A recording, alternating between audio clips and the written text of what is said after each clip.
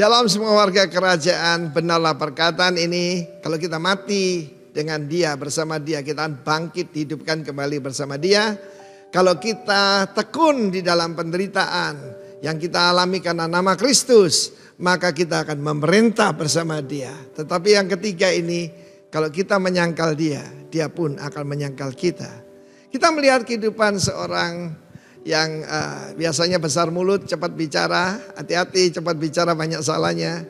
Ketika Yesus mengatakan, aku akan dianiaya, dibunuh, tapi setelah bangkit aku menyusul kamu ke Galilea.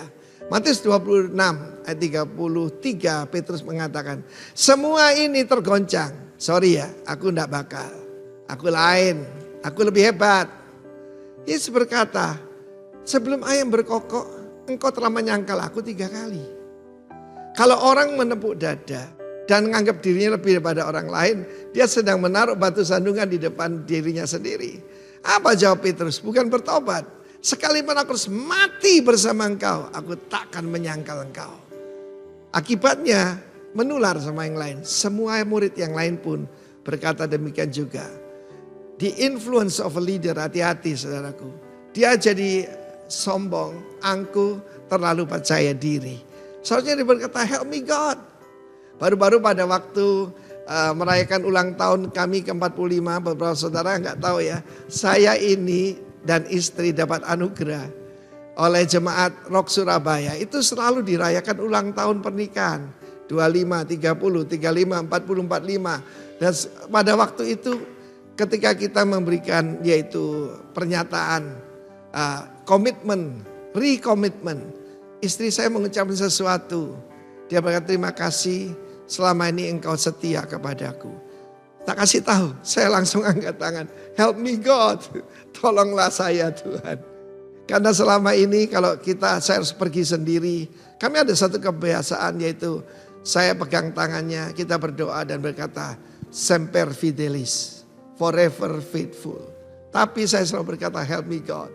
Kalau orang membuat pernyataan di pengadilan, selalu berkata, so help me God. Kalau ada presiden Amerika dilantik, berkata, so help me God. Demikian juga saudaraku, jangan mengandalkan kekuatan diri sendiri.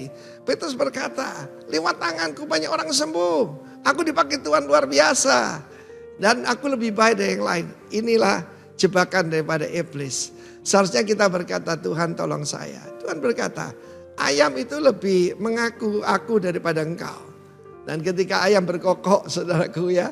Ketika ayam berkokok kira-kira dia berkata, Jesus is Lord. Yesus adalah Tuhan. Tapi Petrus berkata, aku tidak kenal dia. Bahkan dia sumpah aku tidak kenal dia. Dan ketika dia mendengar ayam berkokok, menangislah dia. Tapi Yesus tidak membuang dia. Yesus memulihkan keadaannya. Tapi namanya turun, bukan lagi Petrus, tapi Simon Bar-Yona. Simon nama asli, Yona atau Yunus nama bapaknya, artinya burung merpati. Burung merpati kan setia. Jangan lupa, kamu itu anaknya Yunus.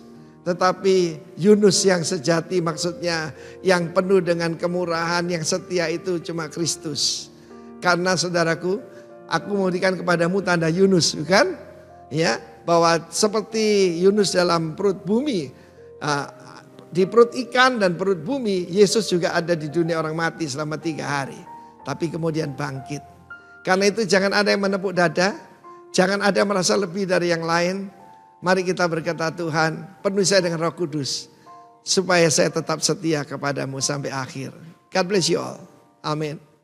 Shalom warga kerajaan. Shalom. Sekali lagi shalom. Shalom. Saya sangat yakin dan percaya bahwa kabar kita sangat luar biasa hari ini. Amin. Dan saya melihat wajah-wajah yang penuh dengan sukacita, wajah-wajah yang rindu akan hadirat Tuhan untuk bersekutu dengan Tuhan lebih lagi. Oke, mari kita sama-sama kita siapkan hati kita. Kita masuk di dalam doa. Kami mengucap syukur berterima kasih Tuhan kalau pada hari ini Tuhan kami datang bisa memuji dan menyembah Engkau Tuhan, meninggikan Engkau Tuhan dalam hidup kami. Kami yakin dan percaya itu bukan karena kuat gagah kami, tapi kami percaya itu semua karena kasih dan anugerah Tuhan dalam kehidupan kami. Terima kasih Tuhan, terima kasih Bapa yang baik. Engkau baik dalam kehidupan kami. Kami mau berdoa untuk kota kami. Berkati udara, tanah airnya Tuhan, berkati Tuhan. Juga kami berdoa buat bangsa dan negara kami Indonesia.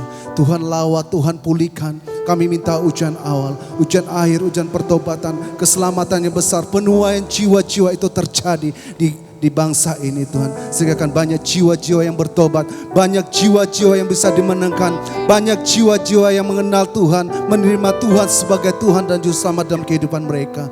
Terima kasih Tuhan, terima kasih. Tidak lupa juga kami berdoa Tuhan buat setiap para pemimpin-pemimpin rohani kami. Pak Timotius Arifin bersama istri, Tuhan berkati. Lebih lagi Tuhan memberikan kekuatan dalam kehidupan mereka. Berikan hikmat pengurapan yang baru buat hidup mereka. Kami juga tidak lupa berdoa buat Bapak Gembala kami yang Tuhan sudah tetapkan di tempat ini. Bapak Herman Lipi, Tuhan urapi hamba-Mu lebih lagi. Pakai dengan luar biasa dan hikmat pengurapan ilahi turun atas hidup hamba-Mu. Sertai dengan tanda-tanda yang besar, tanda-tanda yang ajaib menyertai pelayanan hamba-Mu Tuhan. Dan biarlah banyak jiwa-jiwa yang bisa dimenangkan untuk hormat kemuliaan bagi nama-Mu Tuhan. Kami seluruh umat-Mu Tuhan datang di tempat ini. Hanya satu tujuan kami adalah untuk memuji dan menyembah Engkau. Meninggikan Engkau lebih lagi. Karena kami yakin dan percaya Tuhan, di saat kami menaikkan pujian penyembahan kami, ada kuasa, ada mujizat, ada kelepasan, ada kesembuhan terjadi di tempat ini. Datanglah kerajaan-Mu, jadilah kehendak-Mu Tuhan, terjadi di tempat ini Tuhan. Karena ini saatnya Tuhan kemuliaan-Mu dinyatakan. Dan kami rindu Tuhan untuk bersekutu dengan Tuhan lebih lagi. Kami rindu Tuhan untuk meninggikan Engkau. Dan kami rindu Tuhan untuk menyenangkan Engkau lewat pujian dan penyembahan kami Bapa. Terima kasih Tuhan. Biarlah Engkau bekerja Tuhan dari awal pertengahan hingga akhirnya Tuhan. Kami serahkan ibadah ini ke dalam tangan kuasa-Mu. Di dalam nama Tuhan Yesus Kristus yang siap memuji dan menyembah Tuhan. Katakan amin. Haleluya Tuhan. Kami datang Tuhan menyembah-Mu Tuhan. Biarlah Roh Kudus Engkau bekerja Tuhan. Engkau melawat setiap hati kami. Dan kami rindu Tuhan untuk bersekutu dengan-Mu lebih lagi Tuhan.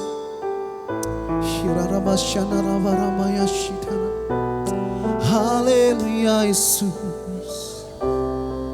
Haleluya. Haleluya. Yesus Tuhan, kami tinggikan Engkau Yesus selamanya.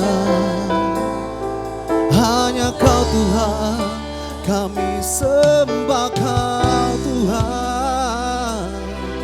Yesus Tuhan, hanya Kau Yesus.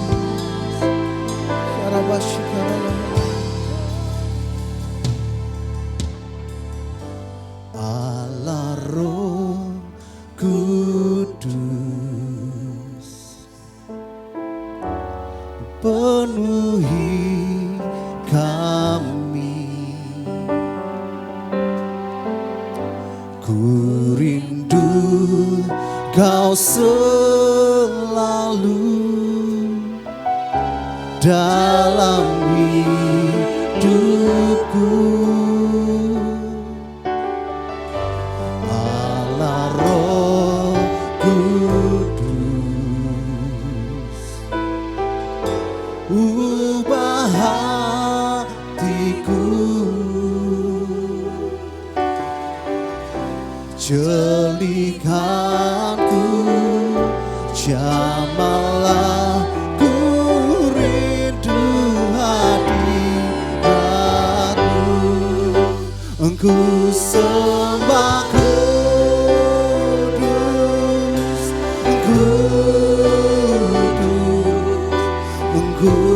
kuduslah Tuhan, dan ku sanjung Kau mulia, mulia bagimu Tuhan. Berikan tepuk tangan dan sorak-sorak bagi Allah kita, katakan haleluya Tuhan.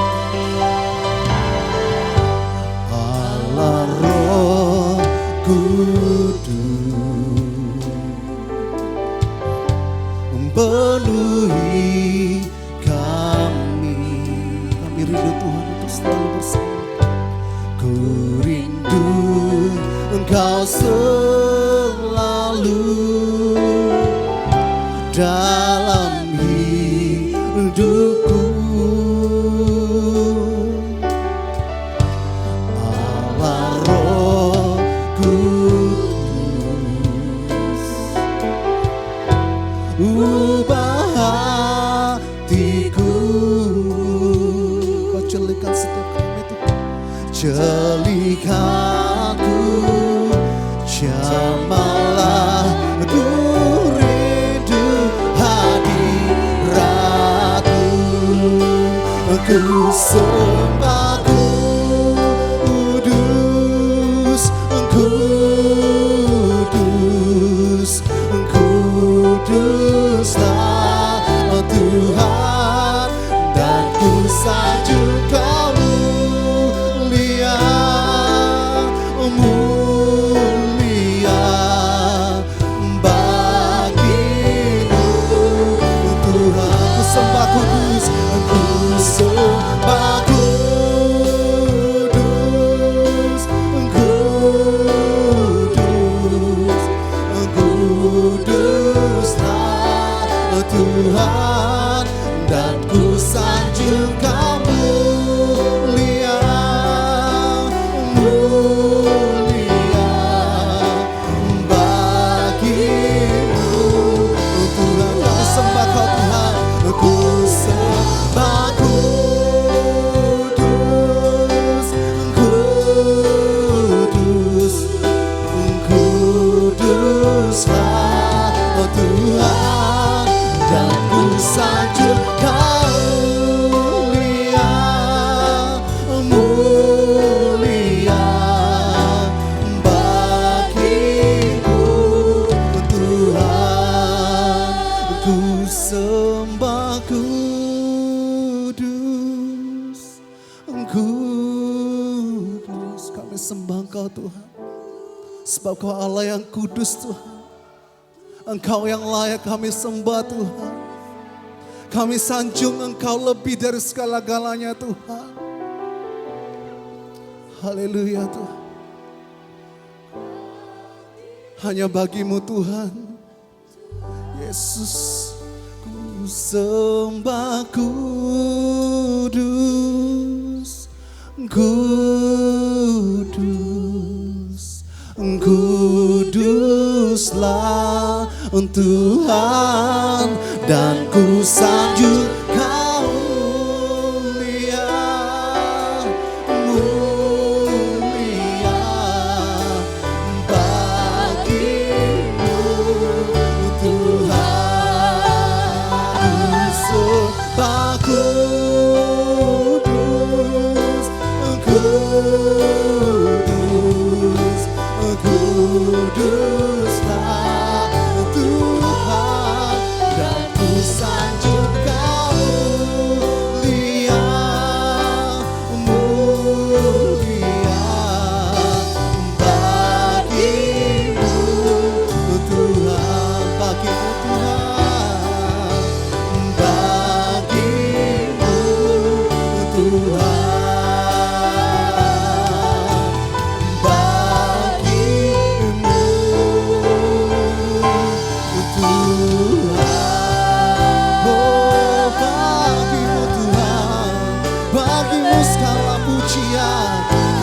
Percaya kuasa-Mu bekerja menjamah setiap hati kami. Kami rindu hadirat-Mu Tuhan. Kami sembah Kau Yesus, Yesus kami sembah Kau. Kami tinggikan haleluya. Kami sembah Kau Yesus, haleluya. Roh Kudus jamah setiap hati kami yang rindu akan hadirat-Mu. Kami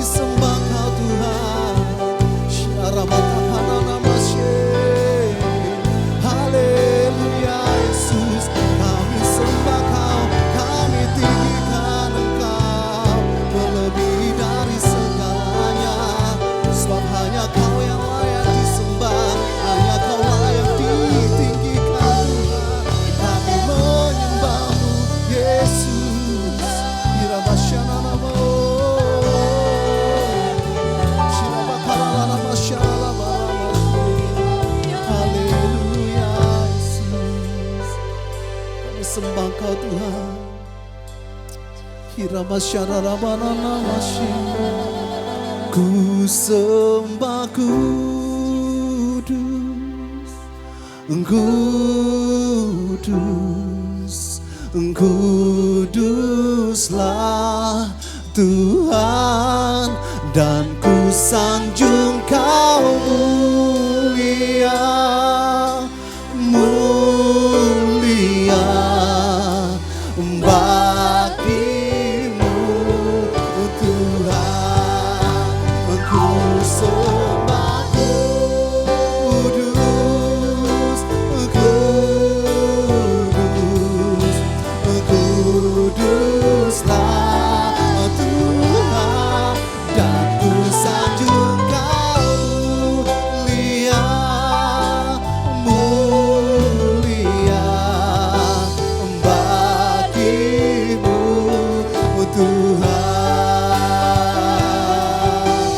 bagimu Tuhan, bagimu Tuhan.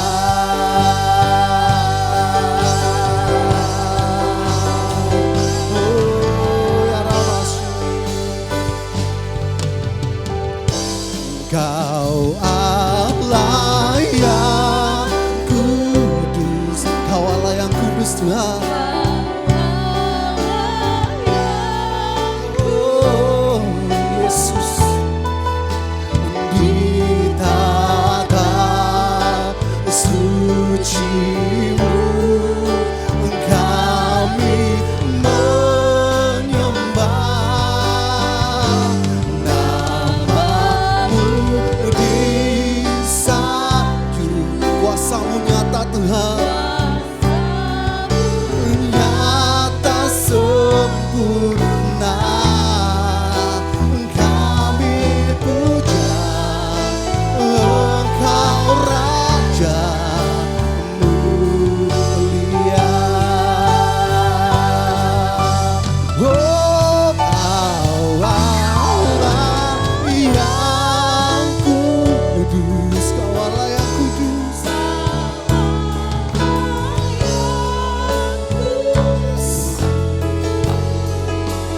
Di tata suci-Mu kami menyembah. Nama-Mu disanjung, kuasa-Mu nyata sempurna. Kami puja Engkau Raja mulia. Kau Allah yang kudus Tuhan, Kau Allah yang kudus, Engkau Allah yang kudus. Di tata suci-Mu kami menyembah. Nama-Mu disanjung, kuasa-Mu nyata sempurna. Kami puja Engkau Raja mulia. Kami puja Engkau Raja mulia. Kami puja Engkau Raja mulia. Oh, haleluya Yesus, haleluya. Berikan tepuk tangan dan sorak-sorak bagi Allah kita, katakan haleluya, haleluya, haleluya. Sebab Engkau Allah yang kudus Tuhan. Tidak ada yang bisa disejajarkan dengan Engkau. Kami datang untuk meninggikan Engkau, memuji Engkau lebih lagi Tuhan. Di dalam nama Tuhan Yesus Kristus yang siap memuji Tuhan, katakan haleluya. Haleluya. Yes.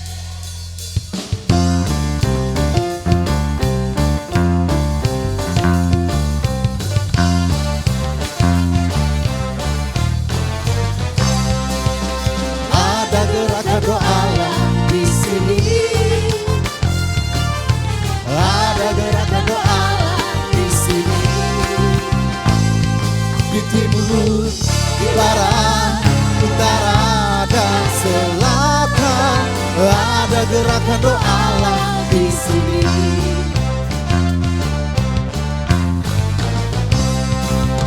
Ada gerakan doa Allah di sini. Di mana saudara? Ada gerakan doa Allah di sini. Di timur, di barat, Dalam roh di hatiku.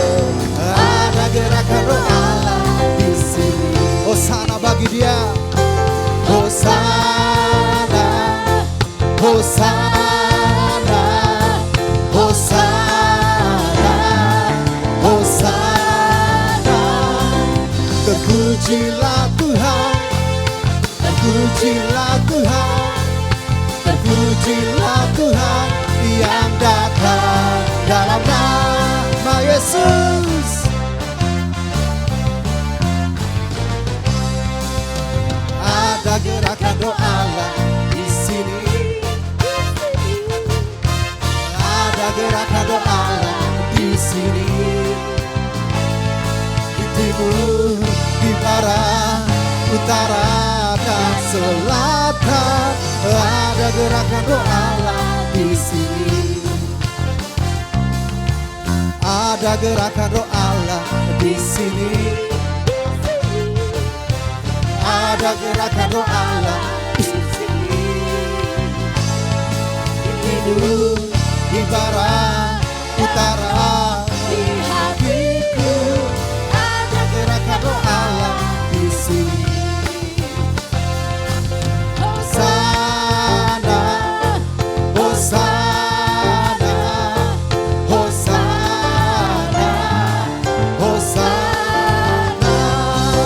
Terpujilah Tuhan, terpujilah Tuhan, terpujilah Tuhan yang datang dalam nama Yesus. Terpujilah nama Tuhan, terpujilah Tuhan, terpujilah Tuhan, terpujilah Tuhan yang datang dalam nama Yesus. Terpujilah nama Tuhan, terpujilah Tuhan, terpujilah Tuhan, terpujilah Tuhan yang datang dalam nama Yesus.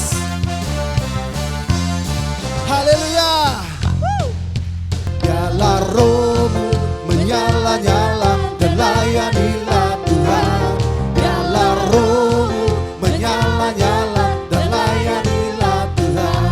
Biarlah rohmu menyala-nyala dan layanilah Tuhan. Biarlah rohmu menyala-nyala dan layanilah Tuhan. Tak ada banyak waktu yang ada dalam pekerjaan besar menunggu. Ladang siap dituai, mentanggalkan segala beban dan dosa yang merintangi. Berlari pada tujuan bagi bulan surgawi. Biarlah rohmu menyala-nyala, biarlah rohmu menyala-nyala dan layanilah Tuhan. Biarlah rohmu menyala-nyala dan layanilah Tuhan. Biarlah rohmu menyala-nyala dan layanilah Tuhan. Biarlah rohmu menyala-nyala dan layanilah Tuhan.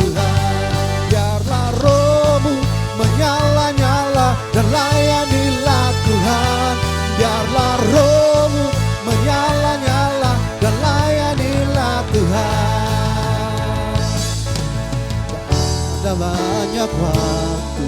Siaplah dan jangan lalai, pekerjaan besar menunggu, ladang siap dituai. Tanggalkan segala beban dan dosa yang merintah, berlari pada tujuan kehidupan surgawi. Biarlah rohmu menyala-nyala dan layanilah Tuhan. Biarlah rohmu menyala-nyala dan layanilah Tuhan. Biarlah rohmu menyala-nyala dan layanilah Tuhan. Biarlah rohmu menyala-nyala dan layanilah Tuhan. Biarlah rohmu menyala-nyala dan layanilah Tuhan. Biarlah rohmu menyala-nyala dan layanilah Tuhan.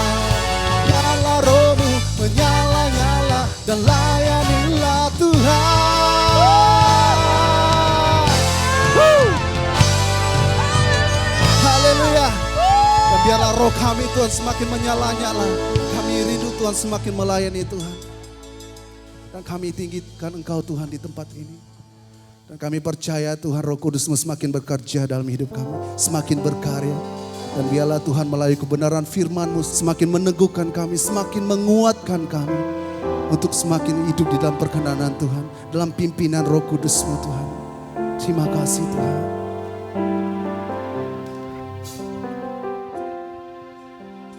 Yesus Tuhan ditinggikan, dimuliakan dan naik ke surga. Dia berikan Roh Kudus-Nya untuk menguatkan dan menolong selalu. Sungguh ku rindu bersekutu denganmu selamanya. Haleluya Tuhan. Yesus Tuhan ditinggikan, dimuliakan dan naik ke surga.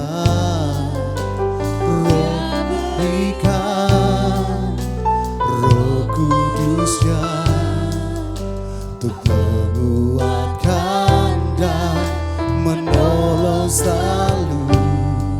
Sungguh ku rindu bersekutu denganmu selamanya.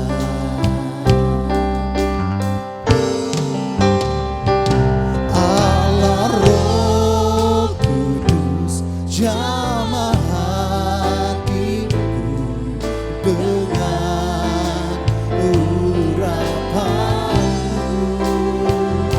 Rindu selalu dekat denganmu, tinggal di hadirat Allah Roh Kudus. Allah Roh Kudus jamah hatiku dengan urapanmu. Kami rindu selalu, ku rindu selalu dekat denganmu, tinggal di hatiku.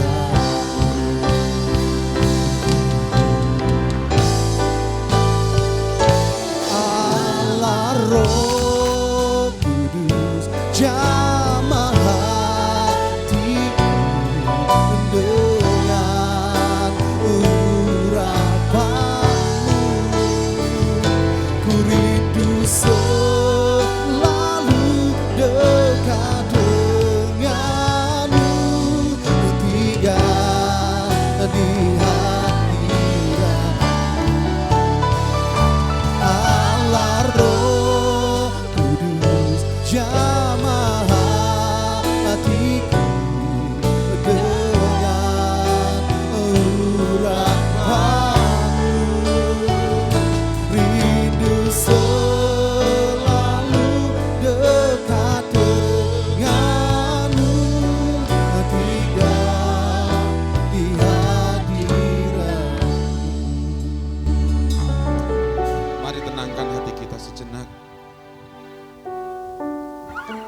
Izinkan Roh Kudus yang menjamah kita, Mas.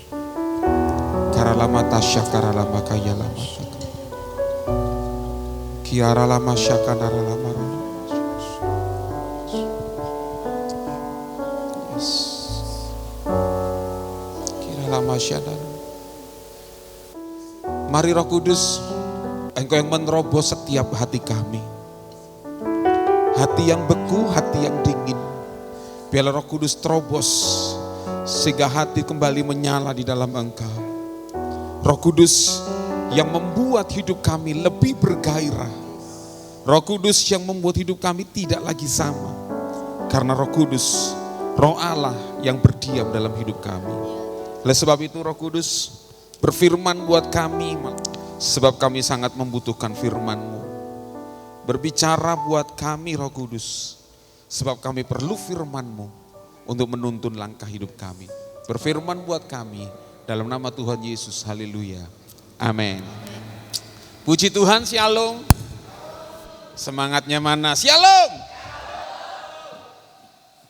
Ya, baru satu orang yang ngomong shalom. Shalom. Haleluya. Terima kasih buat Bapak Gembala yang sudah mempercayakan pelayanan pada malam hari ini, dan terima kasih buat seluruh pengurus dan jemaat Tuhan di tempat ini. Nah, Bapak Ibu Saudara dikasih Tuhan, kesempatan malam hari ini, ya, ketika kita bicara dan masuk di bulan Juni ini, kita bicara tentang faithful to the King atau tentang kesetiaan. Nah, ketika kita bicara tentang kesetiaan, saudara, mungkin kalau kita melihat di hari-hari dunia yang terakhir ini, kita banyak kali disuguhkan dengan bagaimana ketidaksetiaan itu boleh mulai berkembang dalam setiap kehidupan umat manusia. Kita lihat bagaimana dengan pernikahan, perceraian begitu banyak, bahkan kalau kita melihat ada begitu peningkatan tentang perceraian di akhir zaman ini, saudara. Menunjukkan bahwa kesetiaan itu adalah sebuah nilai yang mulai luntur. Padahal ketika kita bicara tentang kesetiaan, itu bicara tentang kualitas hidup seseorang. Ketika kita bicara tentang kesetiaan, kita sedang bicara tentang kualitas hidup seseorang. Nah, oleh sebab itu saudaraku, kesetiaan ini dibentuk dalam setiap hidup kita menjadi sebuah karakter. Makanya di dalam Galatia pasal yang kelima tentang buah roh, kesetiaan adalah salah satu buah roh yang harus dimiliki oleh setiap kita umat percaya. Nah, oleh sebab itu saudaraku dikasih Tuhan, ketika kita bicara tentang kesetiaan, sekali lagi saya tekankan, bicara tentang kualitas kehidupan kita. Nah, bagaimana sekarang bahwa kita percaya bahwa begini, ketika kita memiliki kesetiaan kepada Tuhan, maka kita akan memiliki kesetiaan juga dalam setiap kehidupan kita. Karena aplikasi dari kesetiaan kita kepada Tuhan, maka seringkali dinyatakan bagaimana kita hidup selama kita hidup di dunia ini. Nah, di dalam Wahyu pasal yang kedua, ini adalah sebuah berita yang luar biasa, saudaraku ya. Di dalam Wahyu pasal yang kedua, ini firman Tuhan datang kepada jemaat Tuhan yang ada di Smyrna. Firman Tuhan katakan begini, jangan takut terhadap apa yang harus engkau derita. Sebuah kalimat pembuka yang buat mungkin orang Kristen kebanyakan di akhir zaman ini sesuatu yang ngeri-ngeri sedap, saudaraku ya. Bukan sesuatu, jangan firman Tuhan tidak dibuka dengan bergembiralah sebab aku Tuhan Allah yang memberkati hidupmu. Dengan kata lain saudaraku, firman Tuhan sudah memberitahukan kepada setiap kita bahwa ada sebuah penderitaan. Ada sebuah persoalan yang kita hadapi dalam setiap kehidupan kita. Dan memang ketika kita bicara tentang sebuah persoalan, bicara tentang soal penderitaan, semua orang berusaha untuk menghindarinya. Tetapi tidak mungkin kita menghindarinya karena semua persoalan dan penderitaan itu harus kita lewati.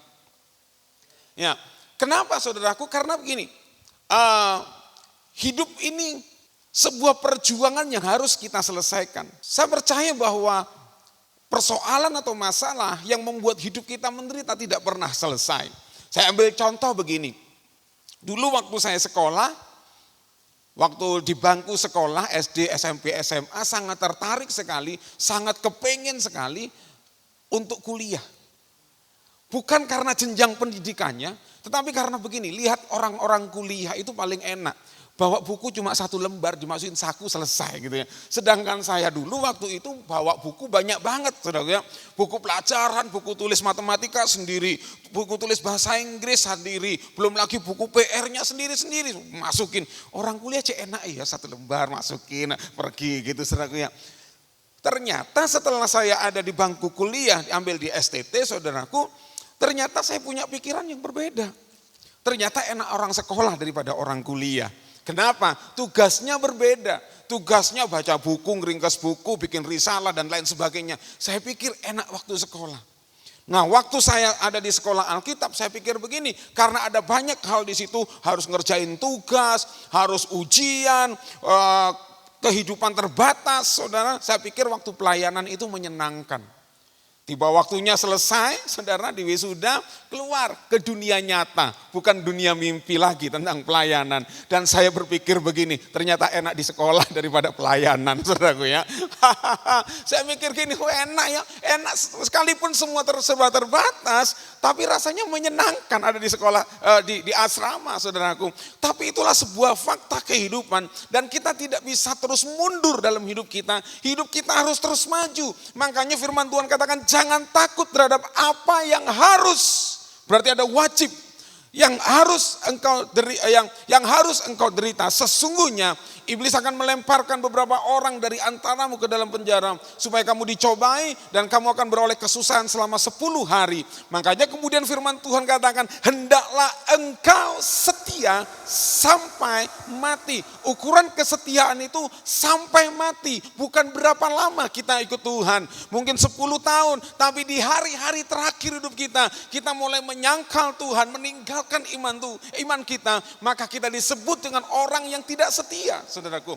Karena kesetiaan bisa digambarkan dengan sebuah perjalanan yang begitu panjang. Dengan saya sangat diberkati dengan sebuah ilustrasi bahwa kesetiaan itu sama dengan orang yang lari jarak jauh 42 km, lari maraton, saudaraku. Di situ kita membutuhkan bagaimana menjaga nafas kita, menjaga langkah kita, menjaga kecepatan kita. Pada waktu di mana kita harus lebih cepat, di mana kita harus agak sedikit melambat supaya kita sampai di garis finish. Bahkan kalau bisa, kita bisa memenangkan pertandingan tersebut. Kenapa? Karena kita bisa menjaga semua sampai pada akhirnya. Saya belum pernah ikut sih 42 km, tapi saya pernah ikut 17 km lari, saudaraku ya. Saya latihan sedemikian rupa sampai saya bisa menyelesaikan pertandingan itu. Bukan juara, tapi buat saya kebanggaannya begini. Saya bisa lari 17 km. Wow. Nah, kemudian ada lomba 10 km. Saya pikir gini, lebih pendek. 17, 10 km pasti lebih pendek. Nah, saya memiliki sebuah strategi yang waktu itu salah. Waktu diangkat start gini saya lari kencang, wah gitu. Saya tahu rasanya diiringi sama polisi patwal, wing. Karena apa? Ada di depan. Wah lari kencang. Ya enggak sampai 2 kilo saudara. Saya berhenti, sundukan. Waduh, salah start. Kenceng banget. Akhirnya saya enggak selesai sampai finish. Kenapa? Karena saya salah strategi. Saya kenceng di awal, habis tenaganya. Karena ternyata 10 kilo itu juga jauh, saudaraku ya. Nah, jadi saudara, kesetiaan itu sebuah perjalanan yang cukup panjang dan firman Tuhan katakan sampai mati.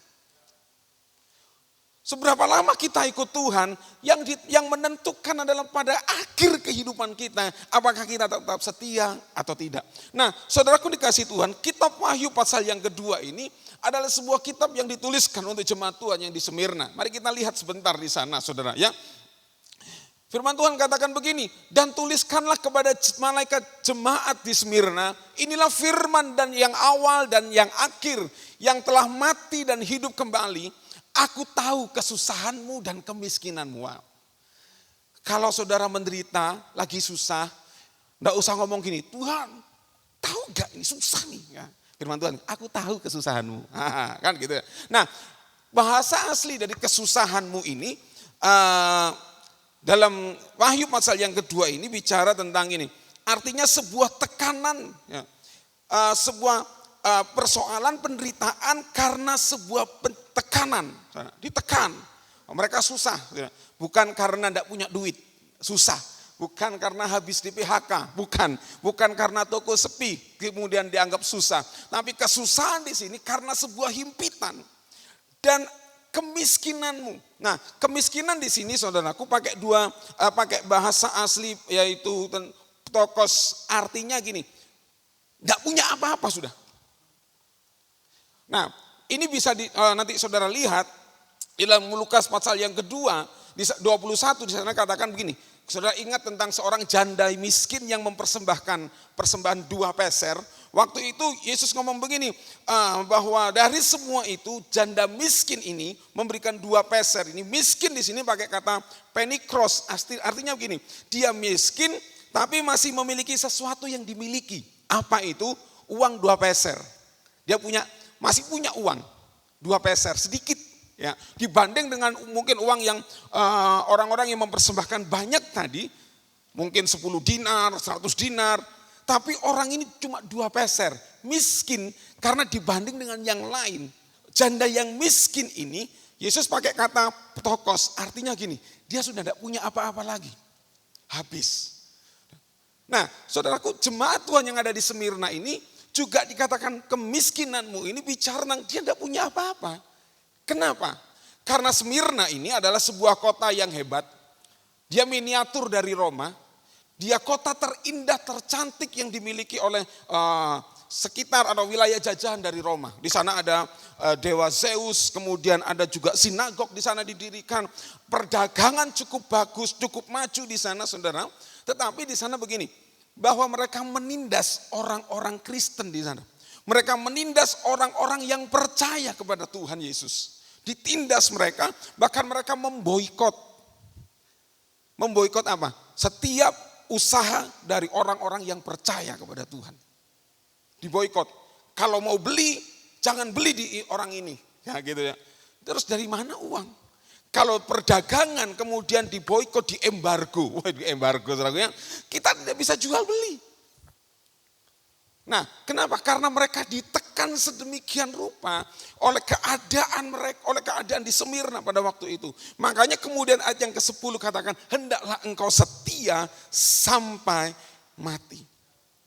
Sebuah ukuran kita mau belajar, saudaraku, di tengah-tengah tekanan, di tengah-tengah himpitan, bahkan di tengah-tengah hal yang membuat kita tidak merasa nyaman di situ. Tapi kita melihat Tuhan tetap berfirman kepada jemaat Tuhan yang ada di Smyrna untuk mereka tetap setia sampai mati. Sampai pada akhir kehidupan mereka. Nah, oleh sebab itu saudaraku, mari kita mau belajar dari jemaat Tuhan yang ada di Smyrna ini. Kesetiaan itu dapat terjadi jika yang pertama saudaraku, kita memiliki pengenalan yang benar tentang Tuhan. Mengenal siapa yang kita percaya. Dalam Ibrani pasal yang ke-10 ayat yang ke-22 sampai 23 katakan begini. Karena itu marilah kita menghadap Allah dengan hati yang tulus ikhlas dan keyakinan iman yang teguh. Oleh karena hati kita telah dibersihkan dari hati nurani yang jahat dan tubuh kita telah dibasuh dengan air yang murni. Ayat yang ke-23 perhatikan gini. Marilah kita teguh berpegang pada pengakuan tentang pengharapan kita sebab Ia yang menjanjikannya setia. Teguh berpegang kepada siapa? Kepada janji Tuhan. Janji Tuhan yang setia. Saudaraku, kalau kita tidak memiliki pengenalan yang benar tentang Tuhan, itulah sebabnya kenapa seringkali kita kecewa dengan Tuhan. Tuhan tidak ikut-ikut padahal saudaraku, yang disalahin Tuhan. Wes gak Tuhan-Tuhanan, gak gereja-gerejuan. Terus Tuhan ngomong, salahku ki opo to ya? Kan gitu saudaraku ya.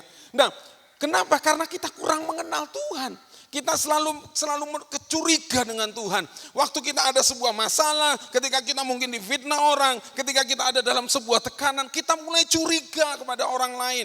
Kita curiga kepada Tuhan. Tuhan, kenapa engkau buat ini? Saudaraku, saya sangat diberkati dengan sebuah cerita yang ada di Smyrna ini tentang Polikarpus. Polikarpus adalah seorang martir pertama yang mati di Smyrna, saudaraku. Nah, saudara, waktu Polikarpus ini ditangkap, kepala polisi ini ngomong begini sama sama Polikarpus. Karena waktu ditangkap, dia tahu ada sebuah eksekusi yang harus dialami, yaitu dia harus dibakar hidup-hidup. Nah, kemudian karena kepala polisi ini sangat baik, dalam sebuah perjalanan dari penjara ke tempat pembakaran itu, polisi ini ngomong begini, apa salahnya mengatakan Kaisar adalah Tuhan dan mempersembahkan korban dan kemudian kamu diselamatkan. Kasih pilihan. Sudahlah, apa salahnya sih? Kemudian kamu bisa ibadah lagi mungkin. Kamu bisa menyembah Tuhan lagi. Tapi yang penting sekarang kamu ngomong di hadapan Kaisar bahwa Kaisar adalah Tuhan dan mempersembahkan korban dan kamu diselamatkan. Tapi jawab Polikarpus kepada kepala polisi ini berkata begini, bahwa dalam hidupnya hanya Yesus Kristus adalah Tuhan. Dibawa, masih tetap dibawa ke tempat dalam tanda kutip pembantaian. Nah, ketika di hadapan gubernur yang ada di Smyrna, saudaraku, juga diberikan sebuah pilihan begini. Ayo sekarang, kutuklah Tuhanmu, katakan bahwa Kaisar itu adalah Tuhan dan persembahkan korban kepadanya, maka kamu akan diselamatkan. Statement Polikarpus berkata begini, 86 tahun aku melayani Tuhan.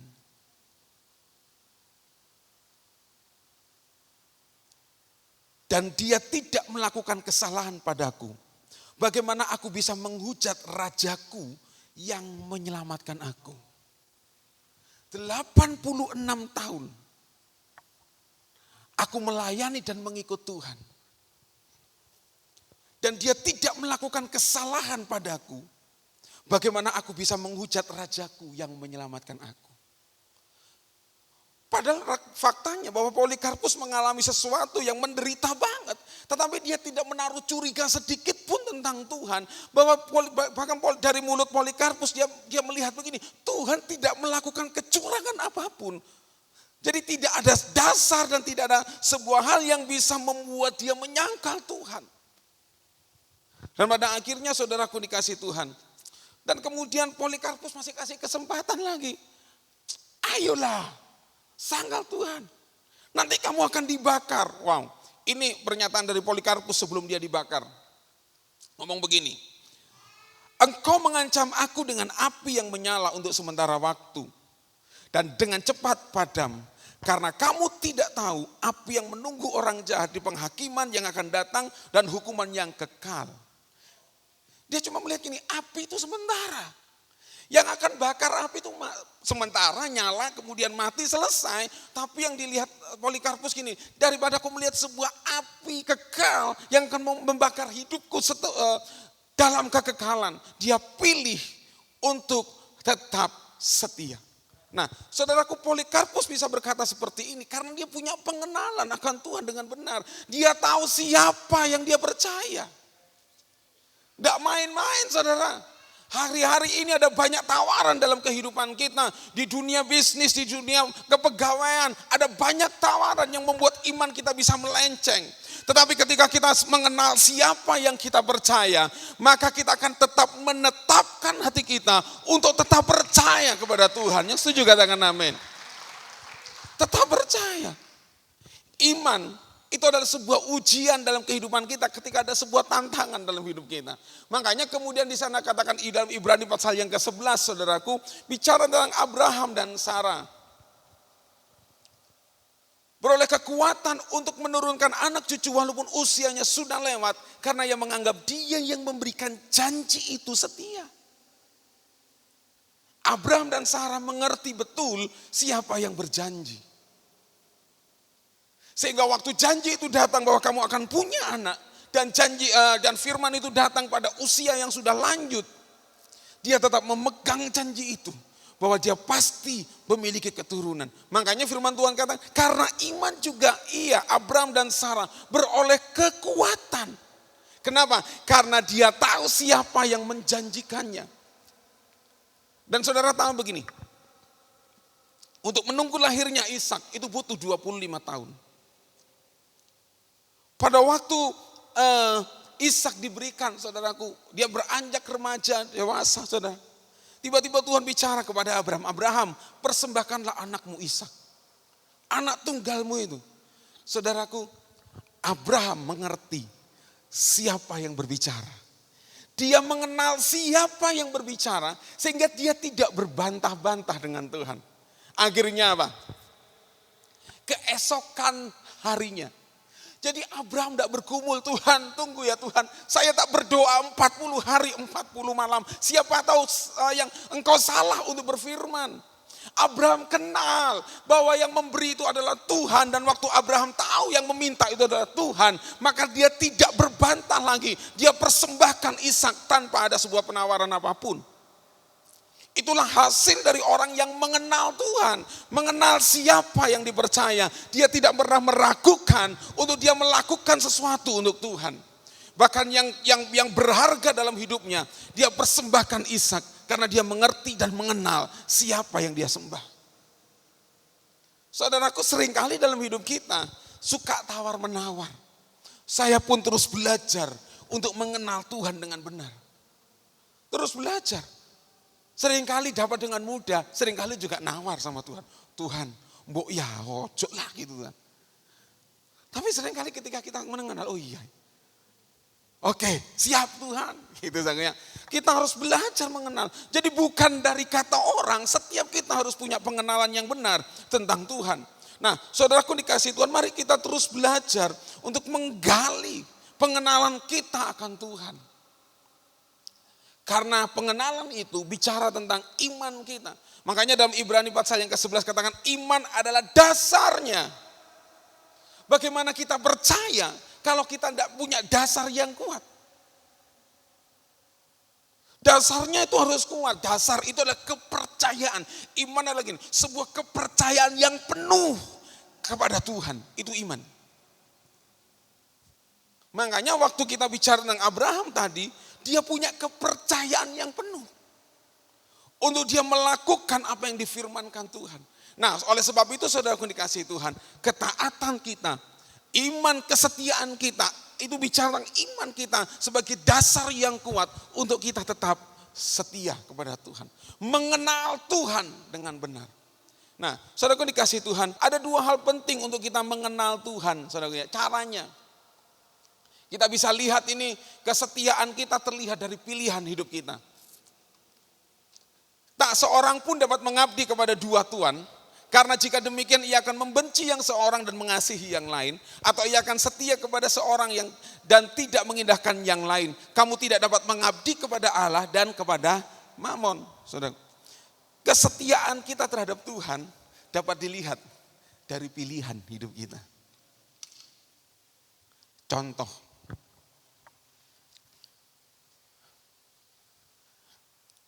ketika di hari Minggu, kita harus ibadah.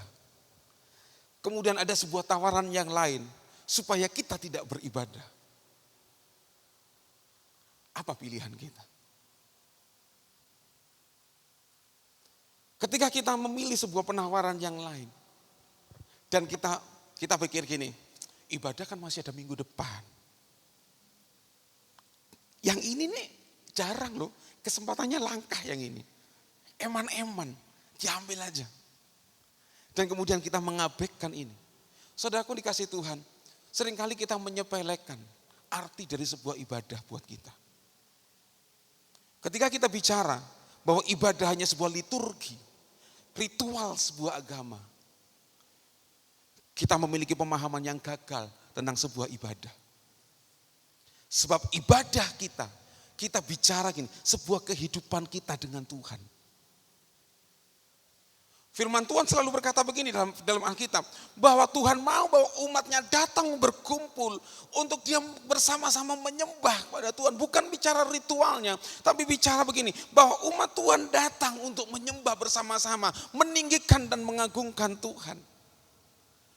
Ketika kita memiliki sebuah pemahaman yang benar tentang ibadah, maka ibadah adalah sebuah prioritas utama dalam hidup kita. Dan itu menjadi pilihan utama dalam kehidupan kita.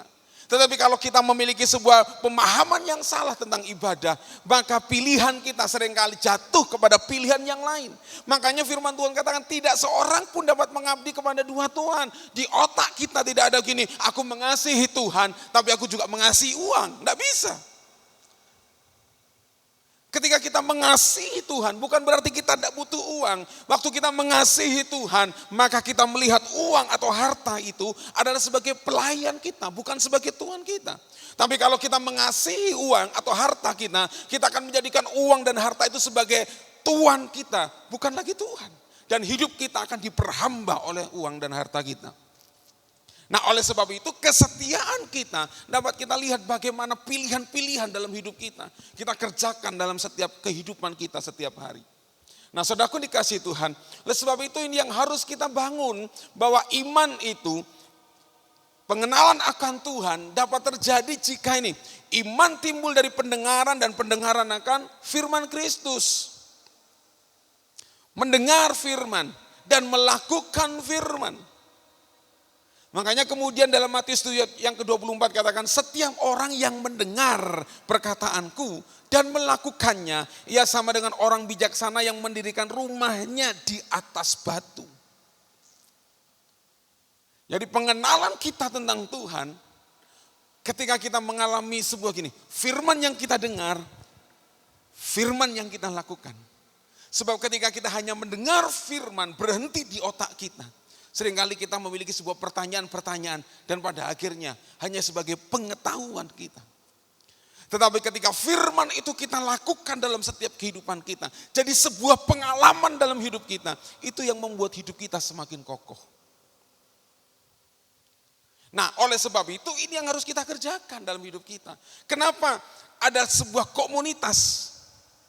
Ya, kalau saya bicara, yang kedua, untuk kita bisa memiliki pengenalan yang benar tentang Tuhan, ada dalam sebuah komunitas, komsel, dalam ibadah bersama, saudara.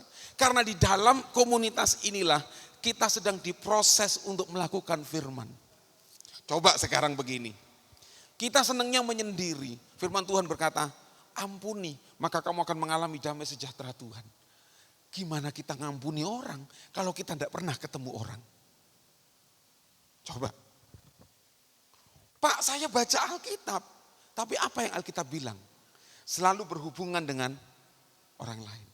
Sebab Alkitab berkata begini, besi menajamkan besi, manusia menajamkan sesamanya. Bagaimana kita, makanya firman Tuhan katakan, waktu di akhir zaman antara kambing dan domba, dia protes gini, Tuhan, dari mana aku tahu bahwa engkau telanjang? Dari mana aku tahu engkau di penjara? Bagaimana aku tahu engkau kelaparan? Dari mana Tuhan?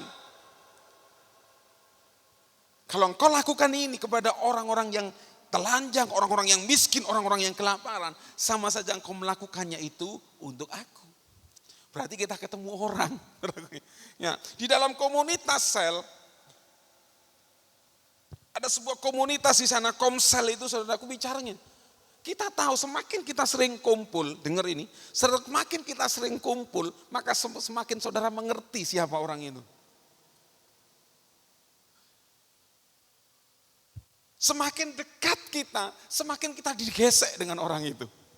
Ya, di komunitas itu kita, ternyata tiba, coba sekarang gini aja ya. Saudara sering kumpul-kumpul aja Pak sama Pak Herman Lipi. Ya, kumpul aja. Wah. Nah, saudara kan gugur-gugur gini, ternyata Pak Herman Lipi manusia biasa ya. Kan gitu. Saudara kan ketemukan kekurangan kami. Saudara kumpul dengan saya, saudara kan tahu kekurangan kami. Nah, itulah sebabnya respon itu yang memproses kita. Firman itu membuat kita merespon, bukan karena kemudian kita jadi lebih baik dari orang tersebut. Tapi saya pun semakin kenal dengan saudara, kumpul banyak dengan saudara, saya juga harus berespon benar terhadap hidup saudara. Itu praktek firman yang harus dikerjakan dalam setiap kehidupan kita. Nah, oleh sebab itu saudaraku dikasih Tuhan, melalui hal inilah kita akan semakin mengenal Tuhan. Melalui komunitas ini kita semakin diperlengkapi pengenalan kita tentang Tuhan. Sebab lewat kesaksian-kesaksian itu kita semakin dikuatkan. Oh, ternyata ini tuh. Ibu itu kelihatannya ternyata persoalannya begitu berat. Tapi dia memiliki kekuatan karena dia bergantung dan berserah kepada Tuhan. Kalau begitu aku tak ikut-ikutan. Supaya hehehe aku bukan orang yang gini. Tapi karena aku orang yang berharap kepada Tuhan. Kita semakin diperlengkapi. Saudara. Nah itulah sebabnya kita terus belajar. Hal yang pertama supaya kita tetap bisa setia. Kenal dulu siapa yang kita percaya. Sebab mengenal dengan tahu itu sangat berbeda. Tahu karena kita belajar bisa. Tapi mengenal itu karena ada sebuah kehidupan yang dihidupi di dalamnya. Nah oleh sebab itu yang pertama kenal siapa yang kita percaya. Kalau kita mempercayai Tuhan sebagai Tuhan dan Juru Selamat dalam hidup kita. Sama seperti Polikarpus diperhadapkan dengan hidup dan mati. Dia berkata 86 tahun aku melayani Tuhan dan mengikut Tuhan. Sedikit pun dia tidak melakukan kecurangan apapun.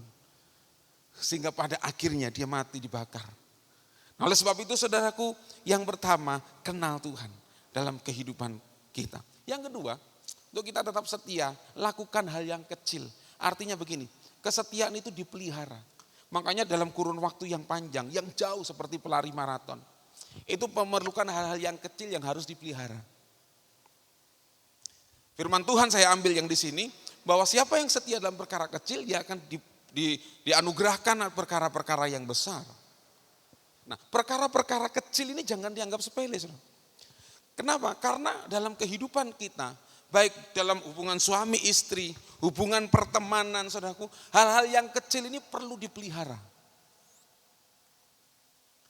Makanya tidak heran suami istri ketika bertengkar, yang ngomong gini, kok kamu tidak seperti dulu waktu pacaran? Kamu waktu pacaran kalau aku ulang tahun kasih coklat, hari Valentine kasih bunga, tapi sekarang kamu melupakan semua itu. Ulang tahun bahkan lupa. Gitu saudara ya. Nah, hal-hal kecil ini dalam hubungan kami suami istri tahun ini adalah tahun yang ke-23. Bisa sampai hari ini dipelihara. Saudara. Saya tahu saya pria bukan tidak romantis. Tapi istri saya selalu mengajari saya dan saya terus belajar. Wong bilang I love you aja kadang istri saya ngomong. Yang I love you too, mesti aku disik gitu saudaraku ya. Ya kapan-kapan lah, besok kalau ingat saya ngomong I love you gitu saudaraku ya. Tapi kami bangun. Saya harus ingat ini, ulang tahun istri saya dan ulang tahun pernikahan kami.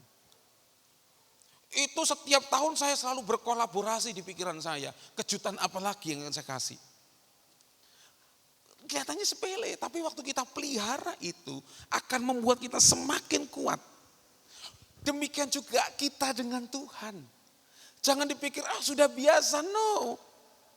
Karena ada banyak persoalan-persoalan dalam hidup kita, seringkali membuat kesetiaan kita bisa luntur loh dengan Tuhan kalau kita tidak memeliharanya.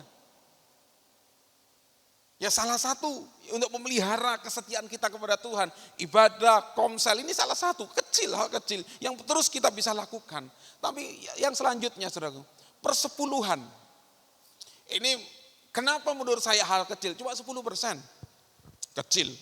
Karena yang 90% itu bagian kita. Ya kan? Ini harus kita lakukan. Bawalah seluruh persembahan persepuluhan itu ke dalam rumah Tuhan. Sekalipun di luar sana ada banyak pertentangan tentang persepuluhan. Ya atau tidak, harus begini, harus begitu. Tapi firman Tuhan katakan bawa persepuluhanmu kepada Tuhan. Lewat gereja lokal di tempat ini. Karena ini cara kita untuk memelihara kesetiaan kita dengan Tuhan. Kenapa? Waktu kita bawa persepuluhan kita ke dalam rumah Tuhan. Saya ajar jemaat begini, ketika kita mengangkat tangan Tuhan, aku bawa persepuluhan ini ke dalam rumahmu karena aku tahu Tuhan yang pelihara hidupku. Saya deklarasikan saudaraku, Tuhan engkau pemelihara dalam hidupku. Aku bawa ini ke dalam rumah Tuhan. Saya selalu ingat di tengah-tengah pandemi saudaraku, di mana semua penghasilan menurun. Saya perhatikan setiap jemaat Tuhan yang mengembalikan persepuluhan. Dan saya selalu bawa gini, kita mengucap syukur. Kalau sampai hari ini kita masih bisa membawa persepuluhan di dalam rumah Tuhan. Berarti Tuhan sedang pelihara hidup kita. Bukan nominalnya naik atau turun. Kita sering kali gini, mata kita hanya melihat sebuah nominal. Nominalnya turun, aduh kok turun ya. Tapi kita tidak melihat bagaimana cara Tuhan memelihara hidup kita. Saya bawa persepuluhan ke dalam rumah Tuhan. Tuhan, ini persepuluhanku Tuhan. Terima kasih. Engkau sudah pelihara sampai hari ini. Itu membuat saya semakin kagum dengan Tuhan. Wow, saya tidak lihat nominalnya. Sekalipun saya lihat, puji Tuhan turun, puji Tuhan turun. Tapi saya bawa ini sebagai ucapan syukur saya kepada Tuhan. Saya semakin bangga melihat Tuhan, bagaimana cara Tuhan yang ajaib itu memelihara hidup kami. Nah oleh sebab itu bawa persepuluhanmu kepada Tuhan, engkau deklarasikan gini, Tuhan, aku tahu Tuhan pemilik hidupku. Aku bawa ini dengan ucapan syukur karena Tuhan yang memelihara hidupku. Wow, saudara kan selalu bangga dengan Tuhan. Waktu kita bawa, kita punya kebanggaan. Wow, aku diberkati oleh Tuhan. Dipelihara oleh Tuhan. Itu yang pertama. Yang kedua, saudaraku, hal-hal yang kecil ini mengucap syukur. 1 Tesalonika 5:18, mengucap syukurlah dalam segala hal. Dalam segala hal itu suka dan susah. Suka dan duka kita selalu mengucap syukur. Kemudian dalam segala sesuatu yang kamu lakukan dengan perkataan atau perbuatan, lakukanlah semuanya itu dalam nama Tuhan Yesus sambil apa? Mengucap syukur. Mengucap syukur itu apa saudaraku? Mengucap syukur itu adalah kita sedang mengakui kehadiran dan keterlibatan Tuhan dalam hidup kita. Sebab ketika kita gagal mengucap syukur, maka yang kita tahu dalam hidup kita selalu gini. Sesuatu yang gelap dan susah dalam hidup kita. Bangsa Israel gagal masuk dalam tanah perjanjian karena mereka selalu mengeluh. Ada masalah mengeluh. Dikasih mujizat lagi sama Tuhan. Sudah ngalami mujizat besar, laut terbelah. Mereka ngomel ketika mereka tidak menemukan air. Waktu mereka menemukan tidak bisa makan daging, mereka ngomel selalu kepada Tuhan. Akhirnya dia tidak bisa melihat hal yang besar dari Tuhan yang dikerjakan bagi bangsa ini. Saudara, waktu kita mengucap syukur kepada Tuhan, kita sedang mengakui kehadiran dan keterlibatan Tuhan dalam kehidupan kita. Waktu engkau sakit, Tuhan aku bersyukur kepadamu. Bukan karena sakitnya, tapi karena karena ketika kita sakit, Tuhan tetap setia dan kita mengucap syukur atas kehadiran dan kekuatannya. Kita mengucap syukur dalam segala hal. Sedang mendeklarasikan kepada Tuhan bahwa Tuhan selalu hadir atas setiap kehidupan kita. Makanya firman Tuhan katakan mengucap syukurlah dalam segala hal. Kalau lagi gangdo banyak, lagi cuan banyak, terima kasih Tuhan. Haleluya. Tapi waktu sepi, coba kita belajar. Terima kasih Tuhan. Keajaibanmu tetap ada dan nyata dalam hidupku. Wow. Itu membuat kita tetap kuat dan tetap melihat Tuhan dalam kehidupan kita. Oleh sebab itu kita harus selalu belajar mengucap syukur. Amin. Jangan ngomel. Ada lagu kuno berkata, oh Senin mengomel, Selasa, Rabu, Kamis pun mengomel. Itu ada saudara. Jumat, Sabtu sampai Minggu. Ada. Yang ketawa mesti tahu lagu itu. Sebab saya pernah menyanyikan lagu itu. Ngomel terus. Ngomel tidak merubah keadaan kita. Tapi mengucap syukur mengubah hati kita penuh dengan damai sejahtera. Haleluya. Mengucap syukur itu bukan karena pengaruh dari luar. Tapi karena dari dalam merasakan dan menikmati kehadiran Tuhan yang kita. Terima kasih Tuhan. Dari dalam keluar. Itulah ucapan syukur kita yang membuat kita tetap kuat dan setia. Yang terakhir saudara, kita harus lihat sebab ada upah yang Tuhan sediakan bagi kita. Orang-orang yang setia. Hendaklah engkau setia sampai mati dan aku akan mengaruniakan kepadamu mahkota kehidupan.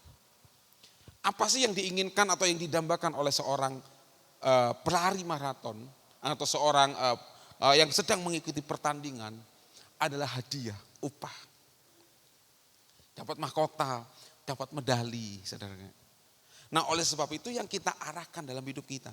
Ada upah yang menanti, ada hadiah yang Tuhan sediakan, yaitu mahkota kehidupan. Mahkota kehidupan bicara tentang kita menerima keselamatan yang abadi. Tetapi ketika kita menjalani hidup kita ini dengan setia, mahkota kehidupan bicara tentang kehidupan Kristus, Zoe itu ada dalam hidup kita. Sehingga apa saudaraku, bukan sesuatu yang dari luar mempengaruhi hidup kita, tetapi apa yang ada di dalam hidup kita yang mempengaruhi kehidupan kita seterusnya. Itu Zoe atau kehidupan Allah, nafas ilahi diberikan kepada kita. Makanya ketika kita memperingati kemarin tentang pencurahan Roh Kudus, saudaraku, wow, Roh Kudus dicurahkan dalam kehidupan kita, membuat saudara dan saya jadi manusia yang berbeda. Amin. Karena apa? Karena kita jadi manusia ilahi. Roh Allah berdiam di dalam diri kita. Kualitasnya berbeda. Waktu Roh Kudus memenuhi hidup kita jadi berharga bukan karena kulitnya, tapi karena apa yang mengisinya. Saya ambil contoh ini. Air mineral dalam gelas ini buat saudara, buat kita semua. Yang terpenting adalah isinya, bukan? Waktu kita minum habis, isinya habis, wadah plastik ini jadi apa? Jadi sampah, bukan? Ini bernilai karena ada sesuatu yang berharga di dalamnya. Tapi ketika dalamnya ini bukan air mineral, maaf, air got saya ambil di depan, saya kasih gratis pun ada yang mau? Saya ambil got di depan. Gratis. Ambil 1 saya kasih 5. Gak ada yang mau. Ini gambaran begini. Hidup kita ini seperti gelas ini. Ketika Roh Kudus masuk dalam hidup kita, ada sebuah nilai yang berharga.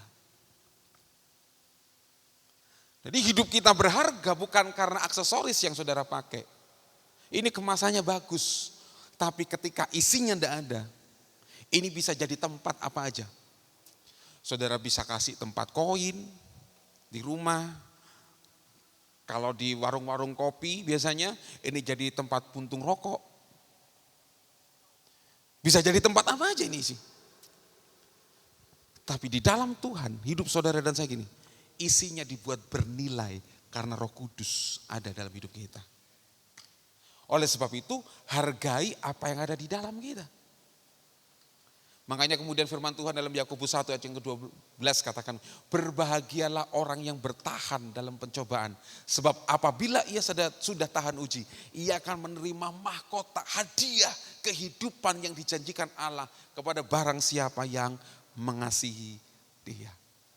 Kekasih Tuhan, berbahagialah ketika kita bisa bertahan. Bertahan dalam pencobaan bukan karena kuat dan gagah kita, tapi karena Roh Kudus yang ada di dalam hidup kita, yang membuat kita kuat sampai hari ini. Sebab firman Tuhan katakan, Rasul Paulus katakan begini, kita ini seperti bejana tanah liat. Kenapa kita tidak diumpamakan seperti bejana besi?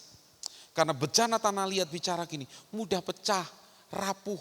Makanya ada banyak orang stres aku. Aduh, aku lihat Tuhan bisa gini. Wah, menandakan bahwa kita ini lemah, kita mudah rapuh. Tetapi waktu Roh Kudus dicurahkan dalam hidup kita, kekuatan Allah yang menolong kita sehingga kita bisa bertahan dalam setiap pencobaan, bertahan dalam setiap ujian, sehingga kita bisa setia sampai pada akhirnya dan kita akan menerima mahkota kehidupan itu. Amin. Amin. Tidak gampang saudaraku. Perjalanan hidup kita ini masih panjang. Dan Tuhan mau gini, saudara dan saya, kita semua adalah orang-orang yang setia. Belajar dari jemaat Tuhan yang ada di Smyrna. Ternyata tantangan kita, apa yang kita alami sekarang ini, belum seberapa saudara. Kita paling pol difitnah orang. Paling pol kita pernah ditipu orang. Paling pol kita, tidak dihargai orang. Kita belum masuk, seperti tadi Pak Arifin katakan, belum masuk kepada sebuah pilihan penganiayaan. Persembahkan korban kepada kaisar. Dan kamu mengutuk Kristus, maka kamu hidup. Kita belum sampai kepada sebuah pilihan itu. Oleh sebab itu saudaraku, kita harus bangun, itu tadi, kualitas kita. Kesetiaan bicara kualitas yang apa yang ada di dalam hidup kita. Dan itu dibangun dengan apa? Pengenalan kita akan Tuhan. Terus cari pengenalanmu akan Tuhan. Jangan pernah berhenti mendengar, membaca, dan melakukan firman Tuhan. Jangan tinggalkan seperti firman Tuhan katakan pertemuan-pertemuan ibadah yang biasa dilakukan oleh orang percaya. Karena di situ kita semakin diperkuat, diperlengkapi oleh Tuhan untuk kita mengenal Tuhan dengan benar. Kemudian saudaraku dikasih, mari pelihara hal yang kecil dalam hidup kita. Mengucap syukur, persepuluhanmu kepada Tuhan, beribadah dengan rajin, ikut komsel. Mungkin di tempat ini ada doa pagi, ikut, itu cara tuh untuk kita memelihara kesetiaan kita. Dan yang ketiga, saudaraku, lihat ada mahkota yang menanti kita, ada upah yang menanti kita. Amin. Ada upah yang akan diberikan kepada orang-orang yang setia. Nah, oleh sebab itu tetaplah bertahan, tetaplah bersukacita, jaga semangat kita. Sebab kita percaya kita bersama akan menerima mahkota kehidupan itu. Amin.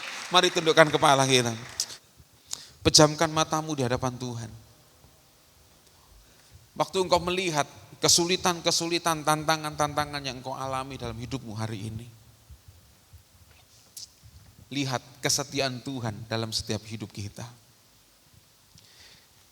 Dia berjanji tidak pernah meninggalkan hidup kita. Memang Tuhan tidak pernah berjanji akan memberikan langit selalu biru. Tapi janji yang Tuhan berikan kepada kita adalah Dia setia menemani kita. Dalam keadaan apapun Dia selalu ada buat kita.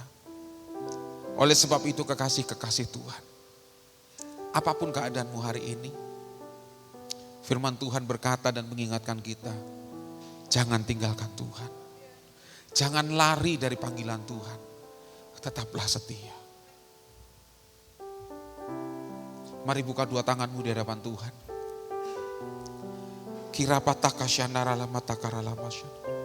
Malam hari ini Tuhan, hamba-Mu berdoa sebagai hamba Allah. Berdoa buat setiap umat Tuhan. Baik yang beribadah secara onsite maupun online Tuhan. Hamba-Mu berdoa di dalam nama Tuhan Yesus. Kiranya kuasa Roh Kudus memenuhi kehidupan kami. Kuasa ilahi turun atas setiap hidup kami. Supaya hidup kami Tuhan, di akhir zaman ini menjadi orang-orang yang kuat dan setia. Bukan karena kuat dan gagah kami, tapi karena kekuatan Roh Kudus yang berdiam di dalam hidup kami. Oleh sebab itu Tuhan, hamba-Mu berdoa buat setiap umat-Mu ini di dalam nama Tuhan Yesus. Terima kuasa Allah. Terima kuasa Roh Kudus dalam nama Yesus. Supaya engkau bisa bertahan sampai akhirnya. Supaya engkau bisa tetap setia sampai pada akhirnya. Terima kuasanya, dan terima urapannya dalam nama Tuhan Yesus. Terima kasih Bapa. Hamba-Mu sudah selesai menyampaikan isi hati-Mu buat jemaat-Mu yang ada di tempat ini. Meteraikan kebenaran firman-Mu.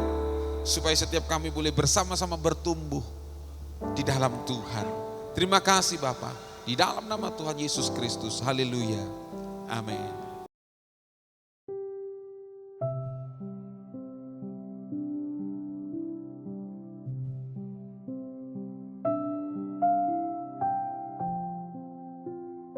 Di Tuhan, saudara, saya percaya kita semuanya sudah dikuatkan oleh firman Tuhan.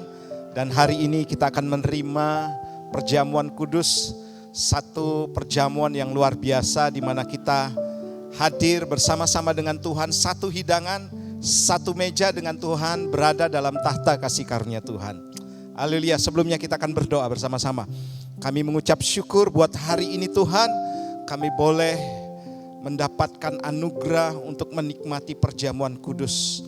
Kami melihat karya Tuhan yang begitu besar ketika Engkau bersama-sama dengan murid-murid-Mu untuk melakukan perjamuan kudus. Demikian juga hari ini kami merasakan kehadiran-Mu sehingga Tuhan kami boleh menikmati juga anugerah yang besar.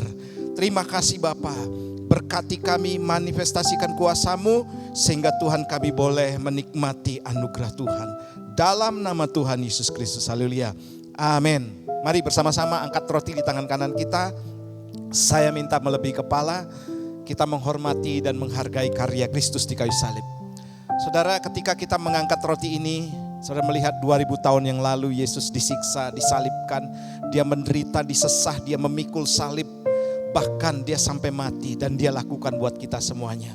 Kita bersyukur buat anugerah yang luar biasa. Demikian firman Tuhan malam waktu Yesus disalib, dia mengambil roti dan memecah-mecahkannya dan dia berkata, ini adalah tubuhku yang dipecah-pecahkan bagimu dan perbuatlah setiap kali engkau mengingat akan daku. Percayakah jemaat Tuhan bahwa roti di tangan kanan kita adalah persekutuan kita dengan tubuh Kristus.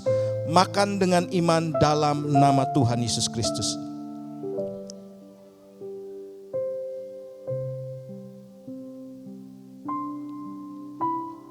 Mari selanjutnya angkat cawanmu di hadapan Tuhan.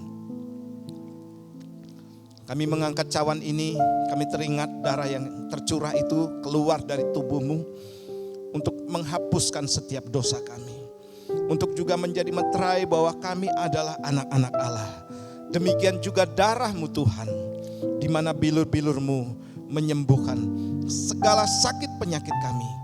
Dan kami rindu juga itu terjadi Tuhan atas kami yang hari ini Tuhan izinkan untuk kami boleh sakit. Dan hari ini juga kami mengalami kesembuhan daripada Tuhan.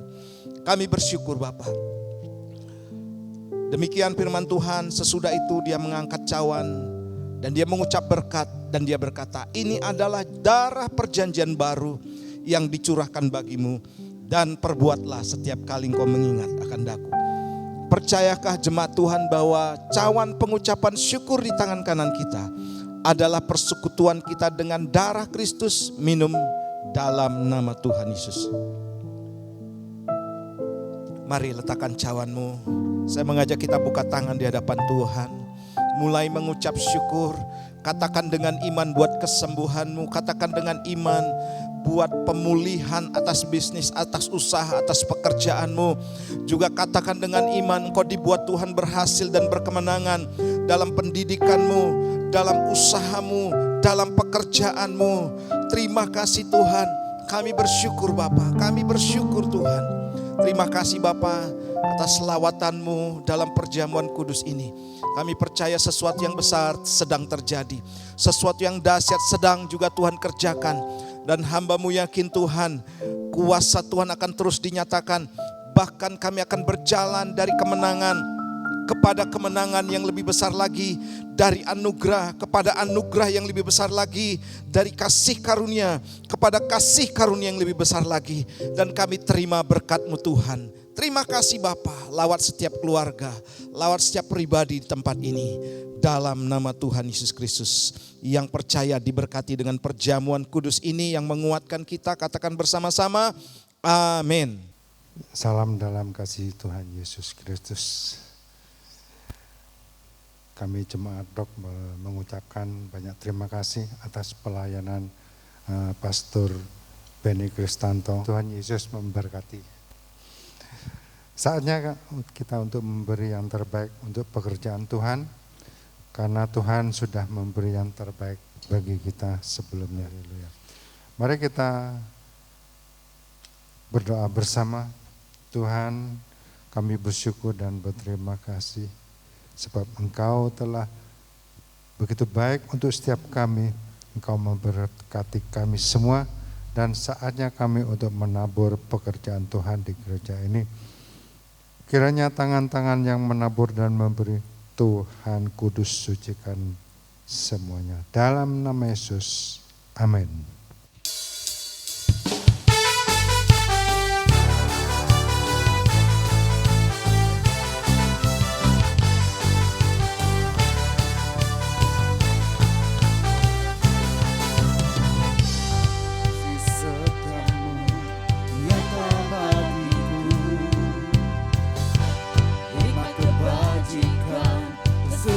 Bagiku, pembalasanku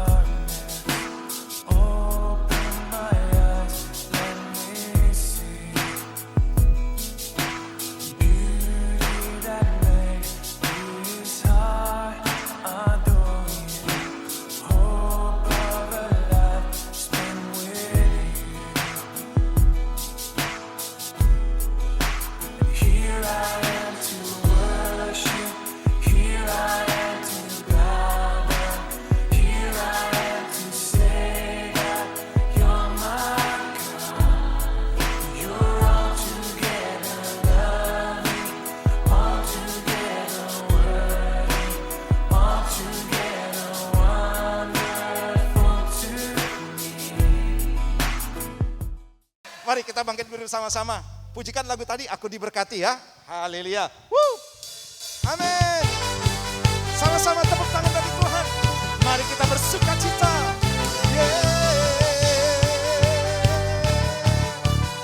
Amin. Tidak ada yang mustahil bagi Tuhan. Kasih setiamu nyata bagiku. Hikmat. Hikmat kebajikan setiap Katakan, sebab Allah sanggup. Amin. Allah sanggup limpahkan selamanya. Dan anugerahnya Sangat besar. Katakan, aku diberkati semuanya. Amin. aku dilimpahi kata Allah sanggup. Katakan, aku diberkati. Aku dilimpahi Atas sempurna Katakan, kamu diberkati. Kamu diberkati. Amin. berkat Kamu dilimpahi. atas Allah sanggup. Kamu diberkati. Kamu Berkati kamu dilimpahi atas sempurna anugerah. atas sempurna. Atas sempurna anugerah Tuhan. Atas sempurna. Atas sempurna anugerah Tuhan bagiku. Tepuk tangan buat Tuhan kita. Sorak-sorai kemenangan. Haleluya.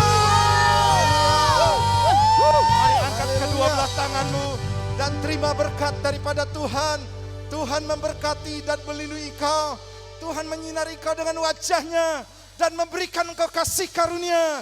Tuhan menghadapkan wajahnya pada hari ini dan memberikan engkau damai sejahtera. Terima berkat ini dalam nama Bapa, Putra dan Roh Kudus yang percaya. Katakan bersama-sama. Amin. Tuhan Yesus.